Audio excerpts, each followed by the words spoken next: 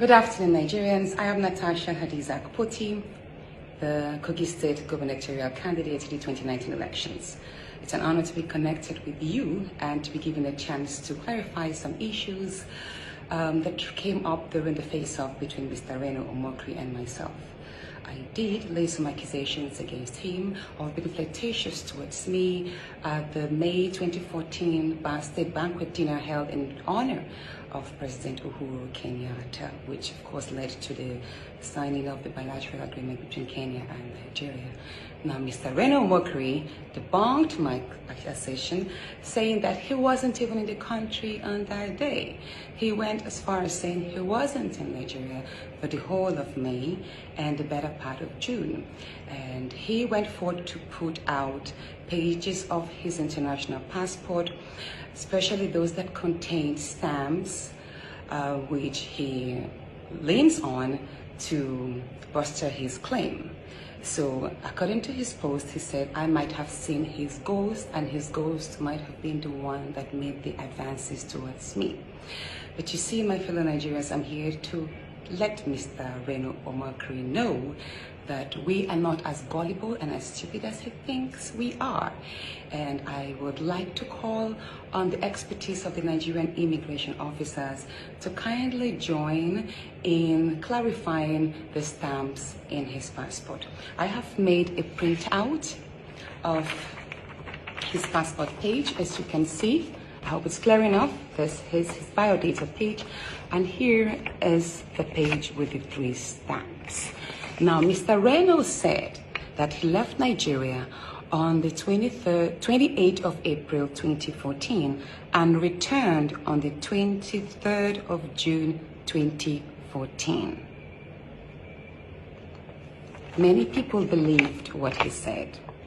Should I say, few people believed what he said.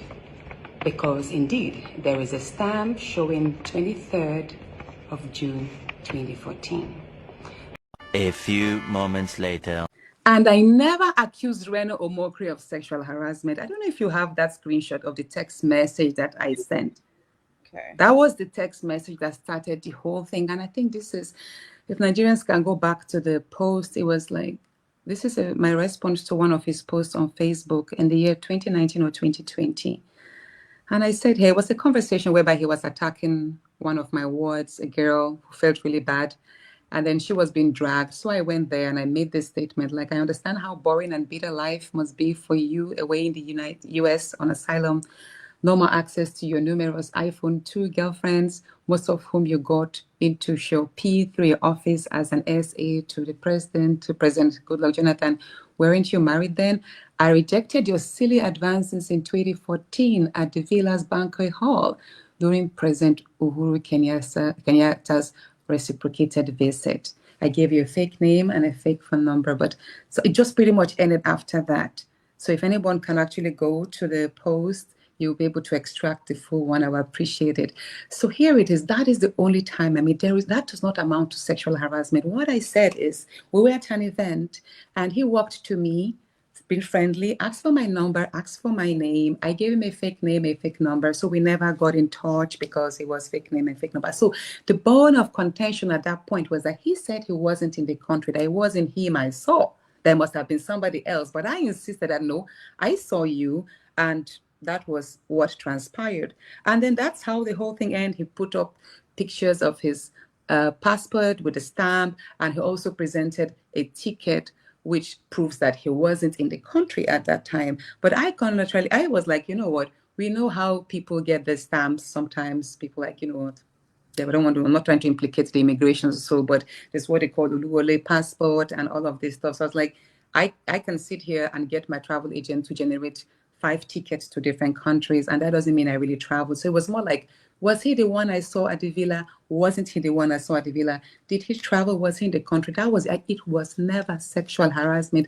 I never accused Reno Omokri of sexual harassment ever. So I was actually surprised when an incident that happened years back, where it was not reported as sexual harassment, suddenly became a sexual harassment matter, like him adding the voice to it. I'm surprised. And I hope I've been able to draw your attention to the misconception in Mr. Reno Omokri's post stating that he was not in the country and that I was just I only created this accusations to smear his image. I did a video after one Natasha Akpodi made some false allegations against me.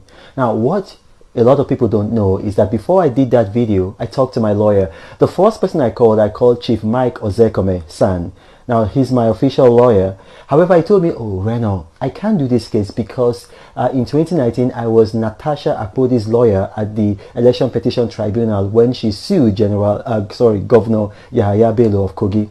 So I called another lawyer, and the lawyer saw the evidence and says, wow, this woman is finished.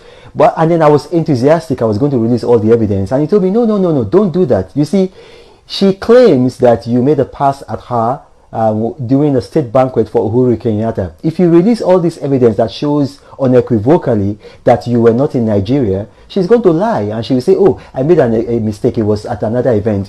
What you have to do, Reno, is release only a bit of the evidence, but give her wiggle room whereby she can point to some defects and say, it's not correct, you are lying. So I had all the evidence ready.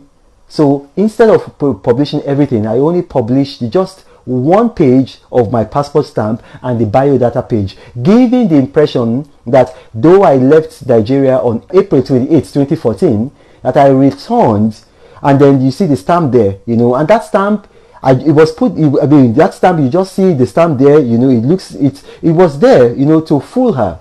Well, she fell for my lawyer's trap, and today, about an hour ago, she went on her Facebook page and then she implicated herself seriously. So now we are going to release more evidence. I'm going to now show the second passport stamp, which is on another page, which I did not expose yesterday, which you will see it is a stamp on arrival at Nnamdi Azikiwe International Airport. And you see there, you can see that stamp. It's going to show up on the screen. Now, I am probably the number one opponent, or rather critic of the Buhari administration. So if I'm lying, I expect the Buhari administration to go and expose me. If I'm lying, they are the ones sponsoring the Natasha Akpodi. We have evidence to that effect. So if I'm lying or if I'm not true, let them go and expose me. And not only that, when this case gets to court, if it gets to court, we have a statement from British Airways, because I flew British Airways from Nnamdi Azikiwe Airport to London Heathrow, and I did a stopover, and then from London Heathrow to San Francisco, and then on my way back. So throughout the days, Uhuru Kenyatta was in Nigeria from May 4, 2014 to May 7, 2014. Throughout those days, I was not in Nigeria. So this girl said I made a pass at her during that event. How could I have made a pass at her in Nigeria when I was in San Francisco? You can see that this girl is a blackmailer. This girl is a liar. And the people of Kogi, is this the kind of character that wanted to be your governor? This dishonest character? The evidence is there, it's unimpeachable. Any newspaper house, radio station, media house, whatever that wants to come and look at it, I will provide the passport, I will give you the passport. It is there. A clear conscience fears no accusation. The truth should not be defended. You just unleash it. My name is Reno Omokri. Thank you for watching. God bless you. On Tuesday, October 12, 2021, Natasha Akpodi had a dispute with me. And after the dispute, she went on social media and accused me of sexually harassing her. She claimed that at a state banquet at the Aso Rock Presidential Villa, held by President Goodluck Jonathan for the visiting Kenyan President Uhuru Kenyatta on Tuesday, May 6, 2014, I had sexually harassed her. Now the thing is, a month before, the Chibok girls have been abducted. And as one of his presidential spokesmen, President Jonathan sent me to the United States as a special envoy to try to clean up Nigeria's image. I left in April and I wasn't back in Nigeria until the end of May. So obviously, Natasha Akpodi lied. So what I did, I went on social media and I published my passport stamp with my passport leaving Nigeria and then entering the United States, showing the stamps. And I also published a first-class British Airways ticket showing that I left Nigeria for the United Kingdom and from the United Kingdom to the United States, and I wasn't in Nigeria throughout the time when Natasha Akpodi accused me. So she obviously lied. So what happened is that after the newspapers published my evidence, Natasha deleted all traces of her accusation.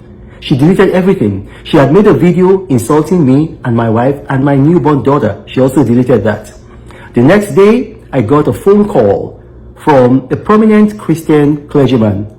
And they felt that, okay, as a fellow pastor, I would listen to a member of the body of Christ. This is a senior member of the body of Christ. He called me on three-way with Emmanuel Oishejolomi Akpoti, I think Uduaha rather. Emmanuel Oishejolomi Uduaha, Natasha Akpoti's present husband. And they appealed to me, they quoted the scriptural references about Christians taking each other to court. And I listened to them. And we settled the matter out of court. I was paid a large amount of money as damages. And I let the matter go. So, fast forward, 4 years later, Natasha Akpoti had a dispute with the Senate president. And then, after that dispute, she went on Arise TV and accused him of sexual harassment. It sounds like deja vu. Now, the thing is, I do not know if those allegations are true. But one thing I know is that Natasha Akpoti is a liar, a known liar. So, here's the thing. The best predictor of future behavior is past behavior. Before Nigerians crucify Senator Godswill Akpabio, I would encourage people like Obi Ezekwesili and others now agitating to ask Natasha Akpoti to take a lie detector test. It's very easy. Take a lie detector test. Come out, take the test, be escorted by one senator that is in your support and another senator that is just objective. Or if you don't want that, then you can actually go with Obi Ezekwesili herself. And then a third party, maybe somebody from CAN or from the National Supreme Council of Islamic Affairs or some other objective body. Do a lie detector test. Because if you think about what happened to me, if I didn't have the ticket and my passport stamp, and even videos and photographs of me in the State Department in Washington and later at my son's school in San Francisco, everybody would have believed that I sexually harassed Natasha Akpoti. So because I had evidence, she retracted her false allegations and deleted every trace of them. Now, just assume that I'm lying. Just Google Natasha Akpoti accuses Reno Omokri and just read about the facts. It was carried by Punch, Guardian, Vanguard, even this day. So the thing is, I don't know if what she's saying right now is true. But until she takes a lie detector test, the presumption is that she is acting on her past behavior. My name is Reno Omokri. Thank you for watching this, and may God bless you.